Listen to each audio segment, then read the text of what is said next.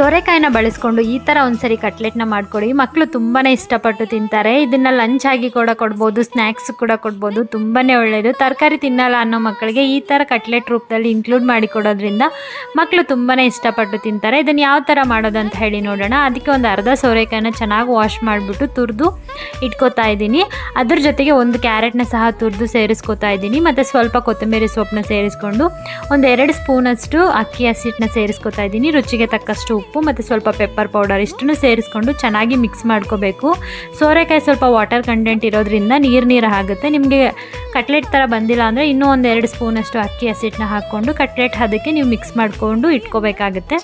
ಇನ್ನು ಈ ಅದಕ್ಕೆ ಮಿಕ್ಸ್ ಮಾಡಿ ಇಟ್ಕೊಂಡಿದ್ದಾದಮೇಲೆ ನಾವು ಹೆಂಚು ಮೇಲೆ ಸ್ವಲ್ಪ ತುಪ್ಪನ ಸೇರಿಸ್ಕೊಂಡು ಕಟ್ಲೆಟ್ ಥರ ತಟ್ಬಿಟ್ಟು 2 ಕಡೆ ಸುಟ್ಟು ಮಕ್ಕಳಿಗೆ ಸರ್ವ್ ಮಾಡೋದಷ್ಟೇ. ತುಂಬ ಚೆನ್ನಾಗಿರುತ್ತೆ, ಸಖತ್ತಾಗಿರುತ್ತೆ ಟೇಸ್ಟ್ ಮಾತ್ರ. ಮಿಸ್ ಮಾಡಿದಂಗೆ ಈ ರೆಸಿಪಿನ ನಿಮ್ಮ ಮಕ್ಕಳಿಗೂ ಮಾಡಿಕೊಡಿ.